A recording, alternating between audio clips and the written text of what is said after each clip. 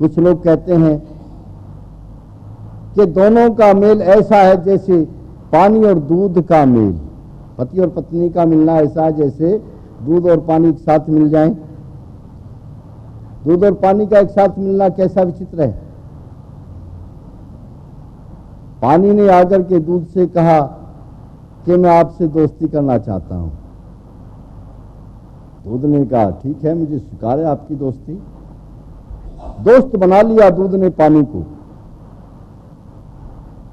और दोस्त बनाने के बाद पानी का क्या हुआ कि उसका अपना रंग समाप्त हो गया। दूध ने अपना रंग उसको प्रदान कर दिया और अपने भाव बिकवा दिया, है ना। पानी दूध में मिल जाता है तो फिर दूध के भाव बिकता है। किंतु जरा दोस्ती भी देखो हो तो ऐसी हो। जब हलवाई के यहां दूध पहुंचा तो हलवाई ने उसको भट्टी पर चढ़ा दिया। अग्नि की लाल लाल लपटें नीचे से उठ रही हैं और कढ़ाई में दूध गर्म हो रहा है। आग ने अपना करिश्मा दिखाना शुरू किया। पानी ने देखा इस दोस्त ने मुझे कितनी इज्जत दी है, कितना सम्मान दिया है, अपना रूप दिया, अपना रंग दिया, अपने भाव बिकवाया। जब इसने मुझे इतना सम्मान दिया है तो याद रख मित्र, मैं भी तेरे एहसान को ऐसे ही नहीं जाने दूंगा, दोस्ती निभाऊंगा। पहले स्वयं जलूंगा फिर तुझे जलने दूंगा, है ना। पहले पानी जलता है, दूध पर आंच नहीं आने देता जब तक दूध में पानी होता है।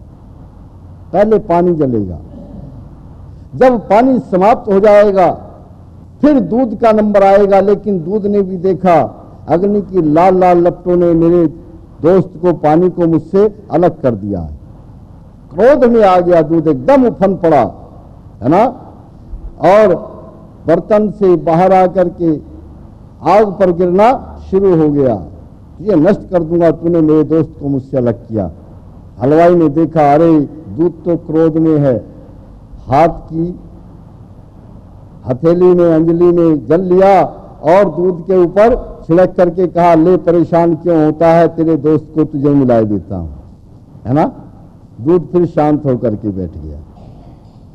तो कहते हैं पति और पत्नी का मेल दूध और पानी जैसा है।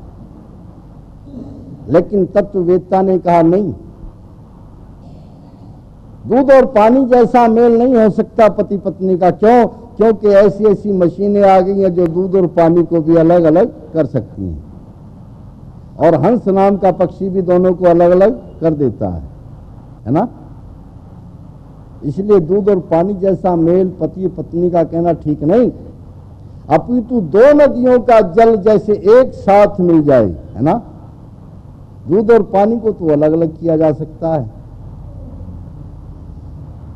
लेकिन कोई दुनिया के अंदर ऐसी मशीन नहीं मिली जो दो नदियों के एक साथ मिले हुए जल को अलग अलग कर दे। इसलिए कहा ये दो आत्माओं का मिलन है। और दूध और पानी में का उदाहरण देने में एक और कमी है, वहां दूध का ज्यादा मूल्य है और पानी का न्यून मूल्य है। वहां तो उनके ऊंचाई और नीचाई को दर्शाया गया, छोटाई बड़ाई को दर्शाया गया, है ना। महत्व तो पति का ज्यादा हो गया या पत्नी का ज्यादा हो गया। लेकिन जब दो नदियों का जल आएगा तो जल का मूल्य तो दोनों का बराबर ही होता है ना। इसलिए बराबर का दर्जा है। गृहस्थ रूपी गाड़ी के ये दो पहिए हैं। आपने कोई गाड़ी ऐसी देखी जिसका एक पहिया बड़ा हो और एक पहिया छोटा हो? चलिए, ऐसी गाड़ी आपने न देखी होगी न आप देख पाएंगे, क्योंकि संभव ही नहीं। ये तो हो सकता है कि अगले दोनों पहिए छोटे हों, पिछले दोनों पहिए बड़े हों, चार पहिए हो तो, है ना, ट्रैक्टर के होते हैं। लेकिन ऐसा नहीं हो सकता कि बराबर बराबर के दोनों पहिए छोटे और बड़े हो जाएं, है ना। ट्रैक्टर में भी पीछे के दोनों बड़े हैं तो दोनों एक साइज के हैं, और आगे के छोटे हैं तो दोनों छोटे हैं। और यदि इनको बदल दिया जाए, एक ट्रैक्टर का बड़े वाला जो टायर है ना, उसको आगे फिट कर दें और आगे से छोटे वाला उतार करके पीछे लगा दें और कहें कि ये तो 4 ही थे, जैसे पहले थे 4 ऐसे ही अब हैं, तो ट्रैक्टर चल जाएगा क्या? नहीं चल पाएगा। ऐसे ही गृहस्थ रूपी गाड़ी के पति और पत्नी 2 पहिए हैं। ये गुण कर्म स्वभाव में समान होंगे तो गृहस्थ की गाड़ी चलेगी। और इसमें भी पत्नी को हमेशा प्रसन्न रहना चाहिए, दोनों को एक दूसरे से संतुष्ट रहना चाहिए, सद्भाव दोनों के बीच में बना रहे। क्योंकि पति और पत्नी के बीच की सबसे बड़ी जो कड़वाहट का कारण होता है, क्या होता है जानते हो? मन में संदेह का बीज। पति देव गया घर से बाहर, मन में विचार है मेरा पति जो है मेरे अलावा कहीं किसी और के साथ न घूमता फिरता हो। मन में संदेह के बीच, है ना? संदेह है। अगर देर हो गई ऑफिस से आने में तो वो बेचारा ओवर टाइम कर रहा था, परेशान था, घर में जा रहा था, पत्नी जाते ही हाल चाल पूछेगी, कहाँ रहे, कैसे रहे, प्यार से बोलेगी तो थकान उतर जाएगी।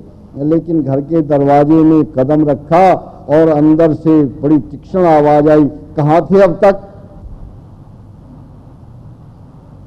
पति ने फिर भी सहज भाव से गया, ओवर टाइम कर रहा था, शायद गुस्सा कम हो जाए। हाँ जानती हूं कैसा ओवर टाइम है। यही पता नहीं है कैसी परिस्थिति में रह करके आया है पति। अरे कम से कम उसको आने पर पानी दो, फिर आराम से प्यार से पूछना आज कहाँ थे, क्या हुआ, कैसे देर हो गई, परेशानी क्या हुई, जवाब मिल जाएगा। लेकिन यहां तो संदेह का बीज है, रात और दिन की नींद उड़ी हुई है। पति के मन में भी संदेह का बीज हो तो पत्नी जाएगी बाजार में और उसके मन में उथल पुथल मची रहेगी। इसलिए कहा दोनों का मन एक होना चाहिए, दोनों का हृदय एक होना चाहिए, दोनों के विचार एक होने चाहिए। दोनों संस्कारों में कहलवाया जाता है, मन वचन कर्म से मैं कुछ भी नहीं छुपाऊंगी, है ना? वो भी कहता है मैं भी देवी मन वचन कर्म से कुछ भी नहीं छुपाऊंगा, बिल्कुल जो है सो कहूंगा और जो नहीं है सो नहीं कहूंगा। यहां गृहस्थ में आने पर उसका पालन करने का बड़ा लाभ होता है। ये गृहस्थ रूपी गाड़ी है, ये ठीक प्रकार से चलेगी तो जैसे आप बच्चों को बनाना चाहते हैं वैसे बनेंगे। इससे आगे क्या करें गृहस्थ में आकर के? पति और पत्नी दोनों 5 महायज्ञों का पालन करें। 5 महायज्ञ हैं। उन 5 महायज्ञों में पहला यज्ञ है ब्रह्म यज्ञ, संध्या उपासना आदि, जिसके विषय में तीसरे समोल्लास में बताया जा चुका है विस्तार के साथ। संध्या क्या होती है, कैसे होती है? यदि संध्या के मंत्र याद नहीं है तो याद करने का प्रयास करते रहो। गायत्री मंत्र का जाप करो।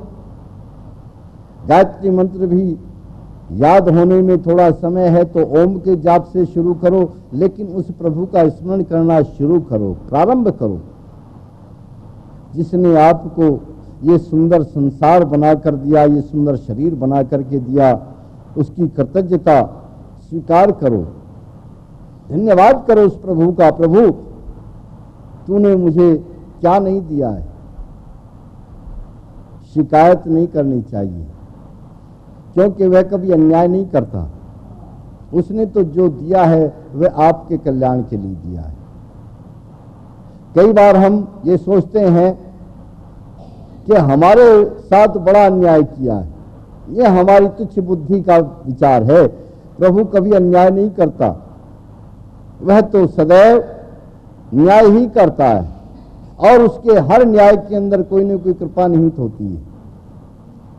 इसलिए एक मंत्र स्वामी दयानंद सरस्वती को बहुत प्रिय था, विश्वानि देव सवितर दुरितानि परासुवे यद भद्रम तन्नासुवे। प्रभु मेरे अंदर जो दुर्गुण हैं, दुर्व्यसन हैं, और दुख हैं उनको आप मुझसे दूर कर दीजिए, और जो भद्र है मेरे लिए तन आज सुबह वह मुझे प्राप्त कराइए। इससे बड़ा समर्पण नहीं मिलेगा आपको। इसमें यह कहा गया कि न मुझे ये पता मेरे लिए अच्छा क्या है, न ये पता मेरे लिए बुरा क्या है।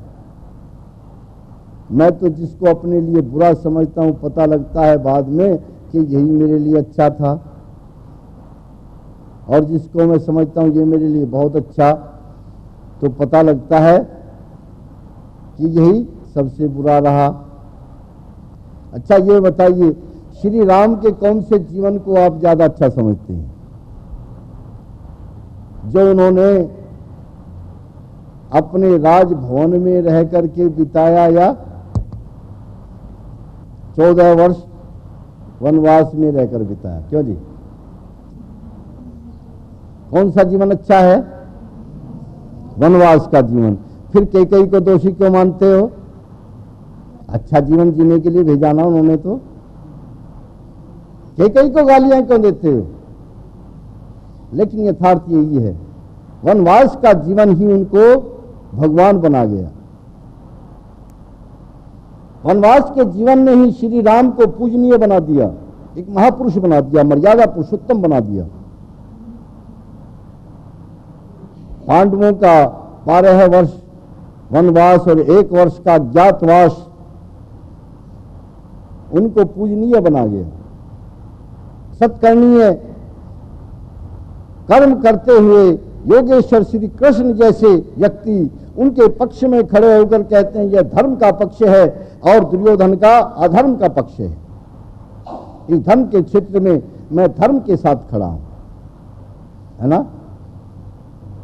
तो आपके ऊपर जब कोई आपत्ति आती है तो आप उसे बुरा क्यों मानते हैं? प्रभु का आशीर्वाद क्यों नहीं मानते? उसकी करुणा क्यों नहीं मानते? जब 14 वर्ष का श्री राम का जो जीवन है कष्ट में है ना आपके लिए, तो वह तो अच्छा रहा, और आपके ऊपर कष्ट आया तो आप उसको बुरा मानते हैं। क्या श्री राम जी से दुश्मनी है क्या कोई? ऐसा नहीं, यथार्थ यही है। प्रभु कष्ट देता है तो वह भी कल्याण के लिए देता है। इसलिए कभी शिकायत नहीं करनी चाहिए, प्रभु आपने मेरे ऊपर इतना कष्टों का पहाड़ तोड़ दिया, मुसीबतों का पहाड़ मेरे ऊपर तोड़ दिया है, मैं तेरा नाम काहे को लूं? ना, धन्यवाद करना चाहिए, क्योंकि वह जहां मुसीबतों में एक सहायक बनकर के आत्मा का बल बढ़ाता है, वहां उसकी बहुत बड़ी कृपा के दर्शन होते हैं। और यदि मुसीबतें न आए तो उसकी कृपा के दर्शन आपको हो ही नहीं सकते। प्रभु के तो साक्षात्कार के लिए मुसीबतों का सामना करना आवश्यक है। इतना बल बढ़ेगा, स्वामी दयानंद सरस्वती लिखते हैं कि पहाड़ जैसी मुसीबत भी सामने आ जाए तो भी आप किंचित मात्र भी विचलित नहीं होंगे। इसलिए सुबह शाम बैठकर उसका स्मरण किया करो, ओम का जाप करते हुए। लाभ भी आपको पहले बताए जा चुके हैं। दूसरा यज्ञ है देव यज्ञ, 16 आहुति प्रातः काल की, 16 आहुति सायकाल की नित्य प्रति गृहस्थी को देनी चाहिए। यह परम कर्तव्य है, क्योंकि गृहस्थ में इस देव यज्ञ के करने का बड़ा भारी लाभ होता है। मैं एक दावा किया करता हूं, जिस परिवार के अंदर देव यज्ञ होता, जिसको अग्निहोत्र कहते हैं, 16 आहुति प्रातः काल की, 16 आहुति सायकाल की दी जाती है, उस परिवार से कंगाली कोसों दूर भाग जाती है। कंगाली उस परिवार में नहीं मिलेगी। आपको कोई ऐसा परिवार दिखाई दे तो मुझे पत्र द्वारा बता देना।